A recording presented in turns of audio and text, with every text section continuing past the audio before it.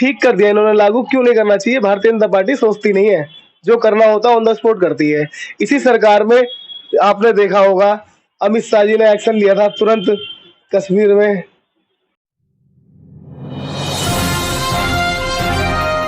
Rising ने news 24 से मैं राजेश झा। आज हम गाजियाबाद के साहिवाद क्षेत्र में आए हुए हैं और यहाँ पे हमारे सामने अखंड हिंदू राष्ट्र सेना के पदाधिकारी भी है और मैं इनसे कुछ सवाल करना चाहूंगा, कुछ जानना चाहूंगा कि जैसे सीएए के बारे में, चुनाव के बारे में और इसके साथ साथ जो अभी संसदीय चुनाव हो रहा है, लोकसभा का चुनाव, उसमें कौन किनको टिकट मिल रहा है, कैसे क्या होना है।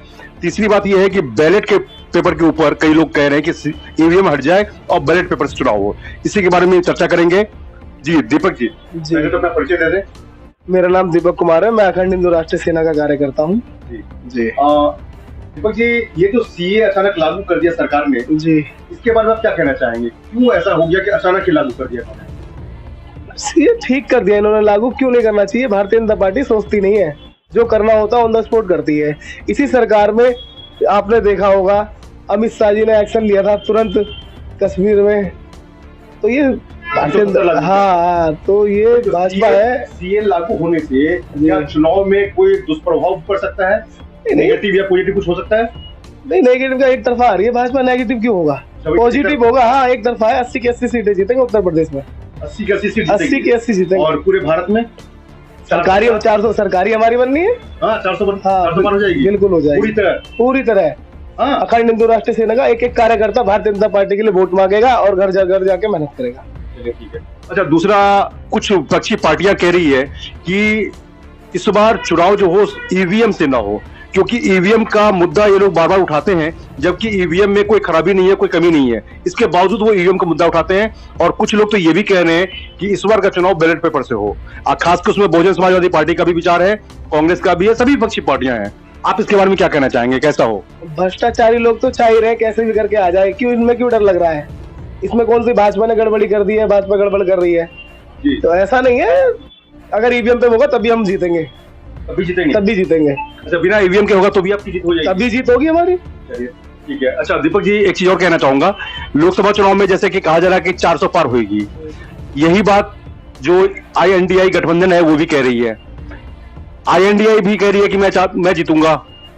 बसपा अलग से अपना मोर्चा बना रही है और भाजपा कह रही है कि हम 400 पार होंगे फिर इस बार मोदी सरकार। तो क्या लग रहा है आपको, विपक्षी पार्टी जो कह रही है वो हवा हवाई है, क्या है? वो हमें तो कह रही है 400 पार, हम ही तो लेके जाएंगे 400 पार। तो इसलिए तो कह रही है, हमारे लिए तो कह रही है 400 पार। आपको वोट देंगे? हम ही दे रहे हैं, हम ही देंगे। अच्छा, एक चीज और, CAA लागू होने से क्या धर्म विरोधी जो शांति दूत वगैरह कहते हैं, कोई ऐसा MY का फैक्टर तो नहीं होगा? नहीं, अभी तक तो फर्क नहीं पड़ा। देखा भी होगा आपने, CAA लागू हुआ है ऑटोमेटिक ही। जिस तरीके से हम लोग सोच रहे थे कि जगह जगह वो होगा, ऐसा तो हुआ नहीं और होगा भी नहीं। लॉ एंड ऑर्डर जो है कंट्रोल है, लोग समझदार है, इसलिए करेंगे। अच्छा, आपके क्षेत्र में व्यक्तिगत रूप से आप अपना बताएं, आपके क्षेत्र में डेवलपमेंट कैसा हुआ है, वास्तविकता बताएं। हमारे क्षेत्र में डेवलपमेंट देखिए, माननीय विधायक सुनील शर्मा जी द्वारा हमारे क्षेत्र में कोई भी काम बढ़ता है, पहली बात तो वो कर देते हैं, हमें कहीं जाने की जरूरत नहीं पड़ती। और दूसरी बात, प्रत्याशी कोई भी हो, हमारा चुनाव चिन्ह कमल का फूल है। जन समस्याओं की बात हो रही है, जन समस्या जैसे लोग बाग जो नाराज हैं आपकी पार्टी से या आपके पदाधिकारी से या आपके नेता से या विधायक से या सांसद से, उनके बारे में आप क्या मतलब ये कर रहे हैं, योजना बना रहे हैं? नाराज हो दूसरे पार्टी के कार्यकर्ता हो रहे हैं ना, और आम जनता कोई नाराज हो रही है। देखिए, जनप्रतिनिधि को तो सबको लेकर चलना पड़ेगा। भाजपा का मूल मंत्र है सबका साथ सबका विकास, तो उसको तो आपको समझाना आपको ही पड़ेगा। बिल्कुल लेके चलते हैं, कोई भी आता हो। आपने देखा होगा हमारे विधानसभा साहिवाद में ऐसे एक विधायक है, कोई भी जाके आम तरीके से मिल लेता है। सपा और बसपा के मैंने और विधायक देखे कि पर्ची लगने लग जाती है विधायक बनते ही। आप जाके देखो कौन नहीं मिल रहा, कौन सी जनता नहीं मिल रही है, किसके बीच में वो लोग नहीं आते। तो विपक्षियों की चाल है। अच्छा, आपका खुद का चुनाव में आने का क्या इरादा है? नहीं, हम तो पार्टी को मजबूत करेंगे। निकाय चुनाव में जैसे कह रहे थे आप आना चाहते हैं, अगला जो निकाय चुनाव होगा, अरे उसके लिए अभी बहुत समय पड़ा है साहब। अभी कहाँ सोच रहे हैं? अभी पहले हमारी सरकार आ जाए, उसके बारे में बाद में सोचेंगे। सरकार तो आपकी आ रही है। अखंड हिंदू राष्ट्र सेना कोई भी कार्यकर्ता चुनाव नहीं लड़ेगा। अच्छा, अपने संगठन से कोई चुनाव नहीं लड़ेगा। चलिए ठीक है। भारतीय जनता पार्टी को खुल के सपोर्ट करेंगे। एक कार्यकर्ता। बहुत बहुत बधाई आपको, आपकी पार्टी को भी, आपको भी। आपकी मेहनत रंग लाए, आपके संगठन है वो आगे बढ़े दिन और रात। धन्यवाद।